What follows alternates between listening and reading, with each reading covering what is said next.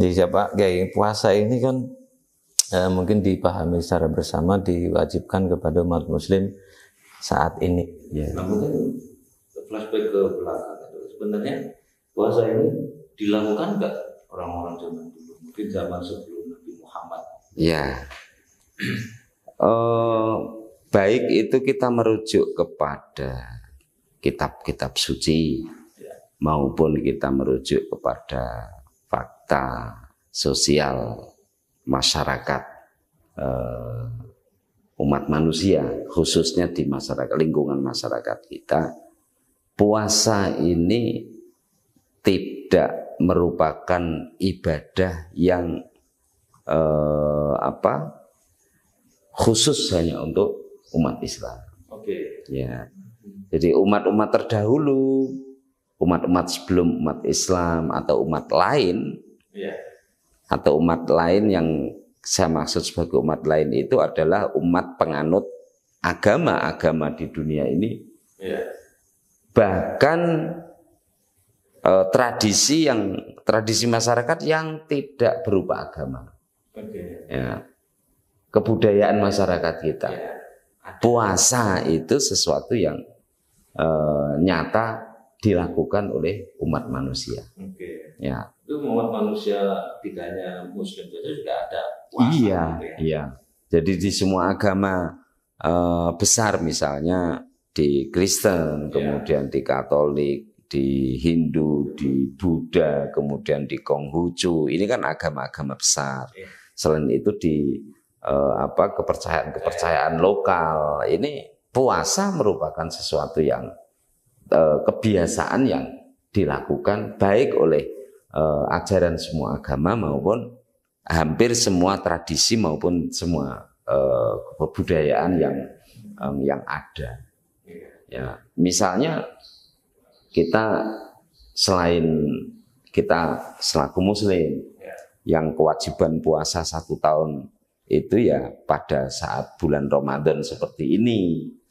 Karena selain itu puasa sifatnya sunnah kalau merujuk kepada ajaran Islam. Apakah itu puasa Senin Kamis, apakah itu puasa di hari kelahiran kita, atau kemudian di momen ulang tahun kita, ataupun di hari-hari yang memang itu disunahkan seperti di tanggal besok itu di 6 hari di dalam bulan Syawal, kemudian setiap awal bulan, setiap datang awal bulan Komariah, awal bulan Hijriyah, tanggal 13, 14, 15 di pertengahan bulan, itu kan puasa-puasa yang dalam ajaran agama Islam itu dikategorikan sebagai puasa-puasa yang sifatnya sunnah. Ya, sunnah itu berarti baik dikerjakan, baik dilakukan. Seandainya tidak mampu melakukan, tidak apa-apa, tidak ada beban dosa. Nah, beda dengan puasa Ramadan. Puasa Ramadan ini secara hukum agama itu fardu. Fardu berarti wajib bagi yang mampu dan sudah mukallaf, sudah sampai batas umur, yang mampu, punya tanggung jawab agama, sudah balik, kemudian tidak ada halangan-halangan untuk untuk melaksanakan puasa itu. Artinya bagi yang normal wajib, tapi ada kondisi-kondisi Allah memberikan keringanan, orang tidak wajib melakukan puasa pada bulan Ramadan ini, termasuk bagi orang yang sedang bepergian, musafir. Itu bagi musafir boleh untuk tidak berpuasa pada saat bepergiannya, tetapi dia harus mengganti pada hari yang lain di bulan yang lain selain Ramadan, termasuk orang yang sakit. Nah, Kalau kita melihat misalnya di agama Kristen, di agama Katolik, ya ada puasa. Ada. Ya, saudara-saudara kita juga melakukan ibadah puasa di dalam rangka Paskah. Ya, malah lebih dari sebulan itu ya. Sekitar kayaknya sekitar 40 hari atau berapa ya. Itu contoh. Itu contoh. Termasuk juga di agama-agama yang lain. Nah, ini kita akan mencontohkan di budaya Jawa, saja, di budaya Jawa juga sangat mengenal dekat dengan ritual puasa, Ya, ritual puasa dalam budaya Jawa itu juga terkait dengan, selain itu bentuk pendekatan sebagaimana ajaran Islam itu adalah pendekatan kepada Allah, pendekatan kepada Tuhan, pendekatan kepada Sang Pencipta melalui ibadah puasa itu. Nah, dalam budaya Jawa itu sebagai juga media sarana untuk memohon terkabulnya hajat, keinginan, cita-cita yang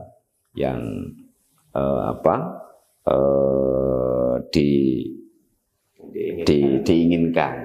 Ya, caranya dengan berpuasa. Jadi puasa sebagai media atau puasa sebagai sarana untuk pendekatan kepada Allah, pendekatan kepada Sang Pencipta dalam rangka memohon hajatnya. Nah, ini budaya Jawa.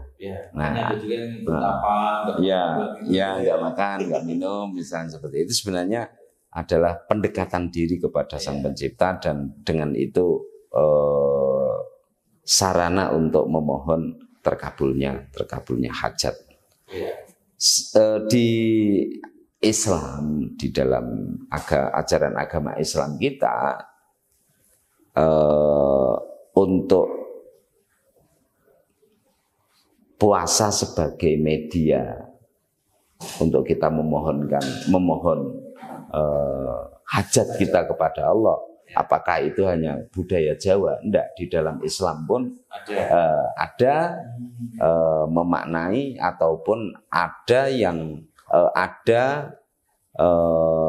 ajaran yang mana keagungan atau faidah dari puasa itu sebagai media, sebagai sarana untuk pendekatan diri kepada Allah, dalam maksud juga untuk memohon hajat kita kepada Allah.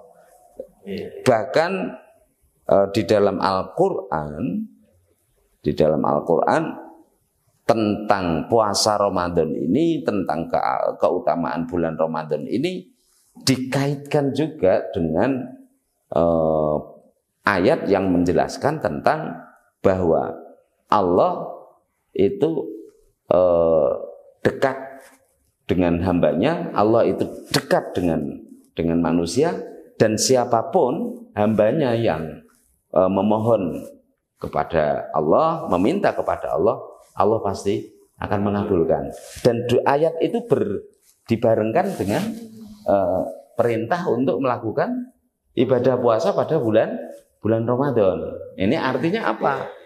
Artinya sebenarnya Allah memberikan sarana juga dengan puasa dan dengan bulan Ramadan itu, memohonlah langsung. Ya, mohonlah dan mintalah sebanyak apapun yang kamu inginkan, untuk kamu pintakan, untuk kamu harapkan kepada Allah untuk mengabulkan itu. Nah, Ramadan ini kesempatannya. Puasa itu adalah juga sarana yang sangat baik. Jadi Ramadan waktunya sudah baik, ibadah yang dilakukan juga sangat baik, gitu. Maka kesempatan mohonlah ini untuk kita memohon melakukan pinta, mengajukan banyak-banyak doa kepada Allah pada bulan Ramadan ini. Jadi kesimpulan kita apa? Kesimpulan kita keagungan atau keutamaan lain daripada puasa selain untuk membina keimanan, meningkatkan spiritualitas kita, mendekatkan diri kita kepada Allah. Puasa dan Ramadan adalah momentum kita untuk memanjatkan doa-doa pinta-pinta kita kepada Allah untuk kualitas kehidupan kita, keluarga kita, kemudian mungkin anak-anak kita, ya, dan juga usaha kita, ya, lingkungan kita, masyarakat kita, bangsa negara kita. Ya, ini konteks yang lebih luas, ya.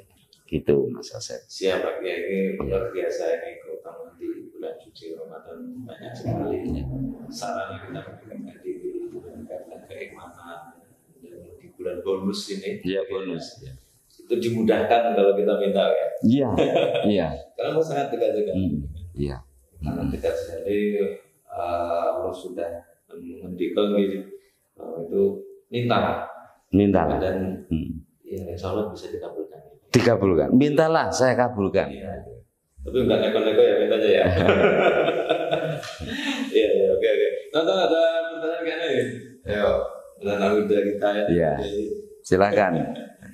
Mumpung ada forumnya ini ya. Kiai mau nanya. Iya. Jadi misalnya kalau puasa gitu kan, kalau selain makanan masuk ke mulut itu membatalkan nggak? Kayak misalnya kayak duit atau main seruling itu membatalkan puasa enggak? Iya. Main alat musik, enggak. Ya. Masuk ke mulut, enggak. Ya. Yang membatalkan itu kalau sampai melewati kerongkongan, tenggorokan. Ya. Berarti ada pemakluman barangkali. Berarti kalau yang nyicip makanan juga? Ya, nyicip makanan boleh ya? Boleh. Terus kemudian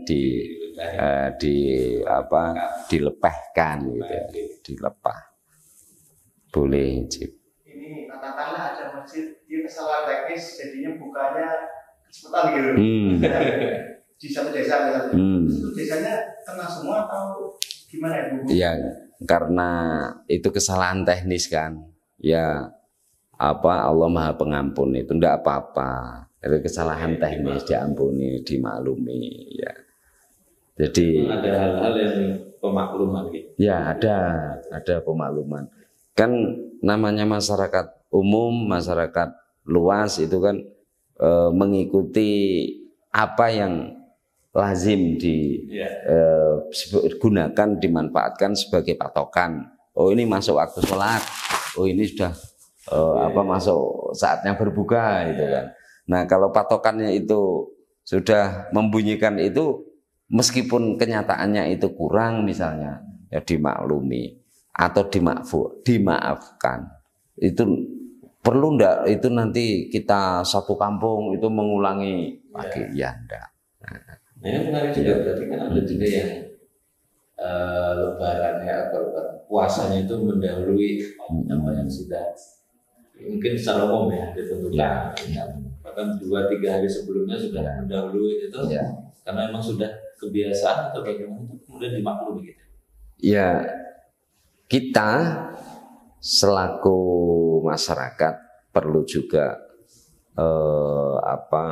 punya keluasan hati, punya keluasan pikiran, punya toleransi lah, seperti itu, bahwa sama-sama untuk beribadah puasa pada bulan Ramadan, khususnya bagi umat Islam.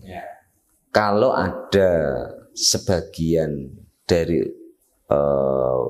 umat Islam yang mengawali bulan Ramadan, mengawali puasanya lebih dulu daripada pada umumnya, ini kita juga perlu tetap menghargai dan menghormati.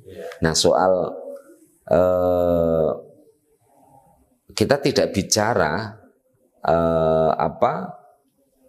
yang benar yang mana? Ya. Kita tidak kita atau yang salah yang mana? Itu kita tidak mencari itu. Tapi kita dalam hal ini sebagai umat Islam ya, asal apa yang kita lakukan itu punya dasar keagamaan yang kuat. Jadi tidak sekedar ikut-ikutan loh ya. Tidak sekedar ikut-ikutan. Memang ada dasarnya. Nah, kalau saya tidak mengetahui dasar itu, boleh tidak saya mengikuti? Nah, kalau memang tidak mengetahui dasar itu, berarti mengikuti yang tahu. Gitu. Mengikuti yang tahu. Nah, mengikuti yang tahu tentang dasar-dasar ajaran agama. Ya, jadi dalam hal ini kita umpama berbeda, ya tidak apa-apa berbeda itu ya, tanpa harus kita mengatakan kamu salah, saya yang benar, misalnya seperti itu. Tapi bahwa kita percaya yang kita amalkan itu yang benar, harus ya. Karena bagaimana kita akan melakukan sesuatu jika sesuatu itu justru tidak kita yakini, gitu loh ya. Tidak yakin. Jadi yang kita lakukan itu ya yang kita yakini, yang kita yakini. Kalau kita tidak mengetahui dasar keyakinan itu, ya ikut keyakinan itu kepada yang lebih mengetahui. Nah, tapi dengan keyakinan kita atas sesuatu yang kita lakukan dan itu kita yakini sebagai sesuatu yang benar, tidak menjadi alasan kita untuk tidak toleran terhadap yang berbeda dari apa yang kita yakini. Nah, bukan berarti toleran itu kita akan mengatakan bahwa selain yang saya yakini atau orang lain atau kelompok lain itu dia benar, ya benar menurut yang diyakininya, itu kan. Ya, meskipun menurut keyakinan saya tidak benar, tapi kita tidak perlu menyalah-nyalahkan orang lain, membenar-benarkan diri kita. Cukup yakini kebenaran yang kita yakini dan hormati kebenaran yang diyakini oleh orang lain. Ini Mas Asep terkait dengan fenomena, misalnya ada sebagian dari masyarakat kita yang memasuki bulan Ramadan itu lebih awal daripada pada umumnya. Nah, pemerintah itu pun hanya sekedar memberikan semacam pedoman umum, tapi bukan paksaan. Ya, pedoman umum bukan paksaan. Misalnya kalau setiap Ramadan itu akan didahului oleh Kementerian Agama dengan melakukan sidang isbat, di mana sidang isbat itu diikuti oleh baik oleh pemerintah dalam hal ini Kementerian Agama dan unsur pemerintah yang lain, yang lebih penting lagi juga diikuti oleh perwakilan ormas keagamaan Islam yang ada di Indonesia. Nah, di dalam sidang isbat itu apa? Di dalam sidang isbat itu diawali dengan laporan dari para tim rukyat yang memantau datangnya hilal Ramadan, kemudian diputuskan apakah Ramadan sudah tiba atau masih menunggu satu hari berikutnya. Ini kalau pemerintah memberikan keputusan penetapan tentang awal Ramadan, kemudian awal Syawal dan awal Dzulhijjah seperti itu, diterima sebagai pemerintah memang penting, harus memfasilitasi, memberikan pedoman tentang bagaimana warga negara umat beragama, khususnya umat Islam itu untuk menjalankan ibadah ritualnya, memasuki bulan Ramadan sebagai bulan kewajiban untuk melakukan ibadah puasanya. Nah, ini termasuk datangnya Idul Fitri berarti larangan untuk dia melakukan ibadah puasa atau berbuka pada Idul Fitri itu. Nah, terkait dengan ini maka sebenarnya pemerintah hanya memberikan fasilitas, hanya memberikan pedoman. Tapi warga masyarakat umat Islam dari latar belakang apapun, ini boleh mau mengikuti yang mana, ya, mengikuti pertimbangan pemerintah boleh, komunitasnya sendiri boleh, ormas keagamaan yang diikuti juga boleh. Ini enaknya negara Indonesia begitu. Ya. Kalau di negaranya ada nggak? Nggak ada. Nggak ada. Ya, enggak. Yang warnanya sama itu. Ya, lebih ke warna sama. Gitu. Sama semua ya. Pokoknya pemerintah hari itu ya hari itu. Iya. Dan tapi kalau di Arab Saudi itu nggak ada. Arab Saudi satu. Ya begitu. Nggak ada. Nggak ada. Itu memang negara kita sendiri. Ya. Luar biasa. Itu keistimewaan Indonesia. Iya. Kan banyak juga pertanyaan, ngapain sih ada sidang isbat atau kumpulan lain nggak ada sidang. Iya. Ya karena itu memang teman-teman Indonesia itu istimewa ya. Umat Muslim juga terbesar ya. Di salah satu terbesar di dunia ya. Itu perlu ada sidang isbat. Karena pemerintah tugasnya fasilitasi, bikin rumah umum. Diyakini monggo, berbeda juga monggo. Indahnya Indonesia. Indahnya Indonesia terkait agama seperti itu.